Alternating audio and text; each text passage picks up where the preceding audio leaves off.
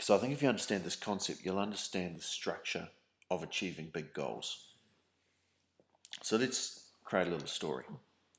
Let's just imagine for a minute you decide you want to go across town.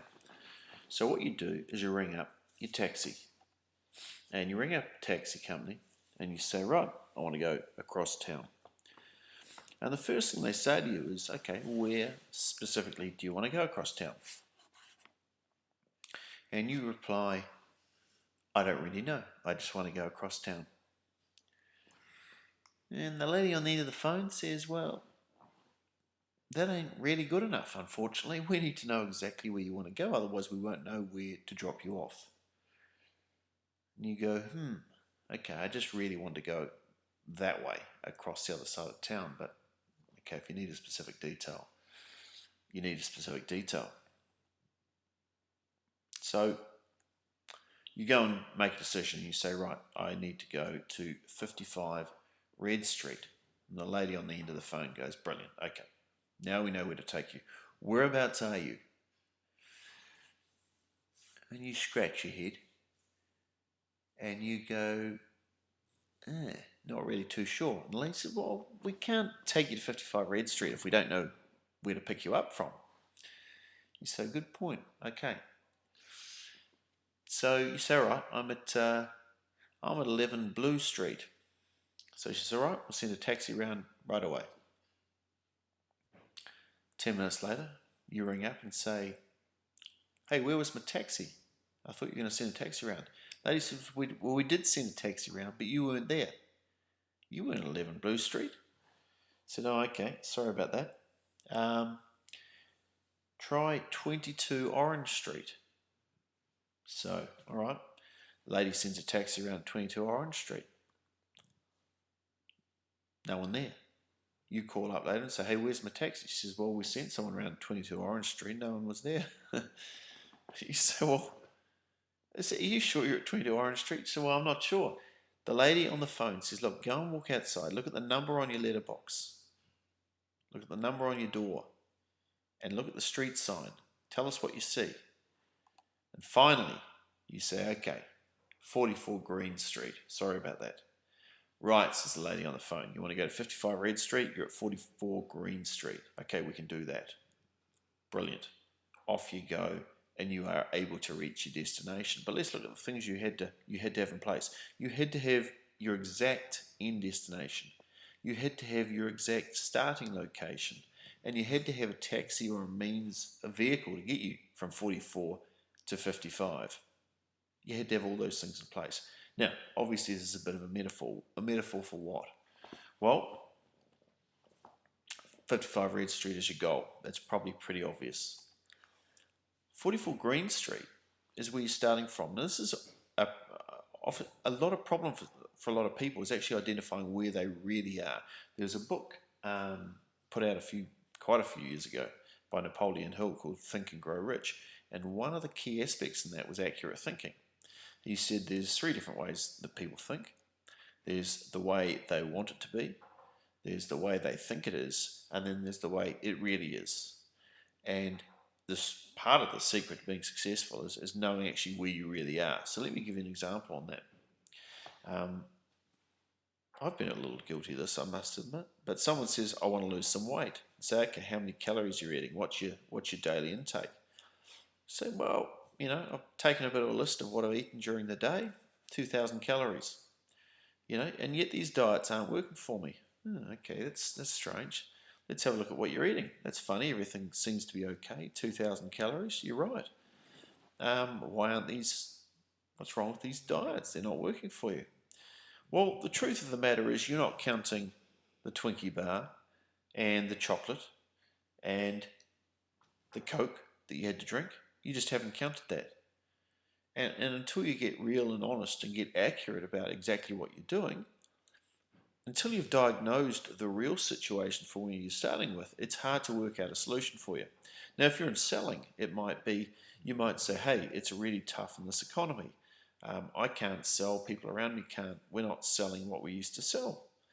Well, if you're not counting the fact that you're not actually making enough calls, It's not the economy, it's the fact you're not making enough calls. You've got to be honest about where you're starting. And the taxi is like your mind. The taxi is the vehicle to get you from where you are now to where you want to go. So you've got to be honest about the end and accurate about the end. You've got to be honest about the start and where you are now and what you're really doing. Not what you think you're doing and not what you want to tell people you're doing, but what you're actually really doing. And your mind is the thing that will take you from one to the other. Now, just one thing about the mind, and this is probably obviously it's overly simplistic model, but there's one other key thing, or a couple of other key things you need to think about. And I'm going to give you a little spreadsheet just to work through, just a little action sheet to work through, which I think will really help you. But one of the key things that's missing off this chart is the motivation level to get to 55 Red Street.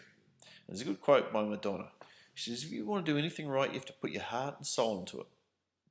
There will always be challenges, and you'll have to be prepared to go to the wall and be on your knees to get something done correctly. So if you don't love something, then it's just going to feel like a form of torture with no reward. Love your work, and no sacrifice will be too big or too small. Let me explain what I mean, because this is probably really if you're going for a big goal, what it really looks like. You've got your target at the end, and there's a whole lot of obstacles in the way. There will be. If it's a big, worthy goal, it's not going to be easy. There will be things in the way. If you can see a magnet up there, it's almost like that is something that can distract you and pull you off in the wrong direction. Okay, you get those too. You get obstacles and you get your things pulling in the wrong direction. An obstacle could be, I don't know, a lack of self-discipline, or it could be lack of money to achieve some of the steps, or it could be lack of skill. A distraction could be a partner pulling you in the wrong direction away from your goal. It could be, I don't know, could be a whole lot of things, right? You can work out what they are. Distraction. So here's what's going to happen. You need a big goal. You need a big magnetic pull pulling you towards your goal that's so big and so strong that it doesn't matter what the obstacles are, the magnetic pull pulling you, as if you're the metal being pulled towards the target, is so strong that they'll disappear.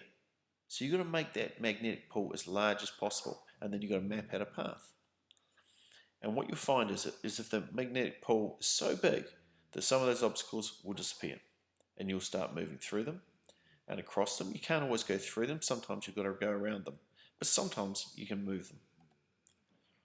And you zigzag your way. You tend not to go in a straight line, right, towards a big goal. Now, you may be pulled off in a direction towards a distraction, pulled away. And that's when you've got to refocus, work out what your plan is, get yourself back on track. And when you get within the finish line, you get pretty excited. Do a little cartwheel, maybe do another cartwheel, because you can see the end is near. And then you dance towards to the end. Now, what's going to happen when you hit your goal is the motivation's going to go. It's going to rise off somewhere else because you've achieved it. That's cool. You need to set a higher goal. But that's probably more realistic on what it's going to look like. So it helps to know. Here's some things you need to know. And by all means, fill out the spreadsheet below, because if you have all this mapped out in advance, then your life will be a whole lot easier. Here's the first thing. You need to know where you want to be in detail, accurately. You need to know where you are now, honestly and accurately. No point kidding yourself. You've got to be honest. If you're eating 5,000 calories a day, then you're kidding yourself if you're saying you're eating 2,000 calories a day. If you're not selling stuff, then you're kidding yourself if you're only making 2 calls a day. You need to know where you are now and what really is happening. Not what you want to be happening, not what you think's happening. You need to know why you want to be there, and that's where the motivation comes. You need to know why you want to achieve that goal and why you want to be there. You need to know the likely obstacles.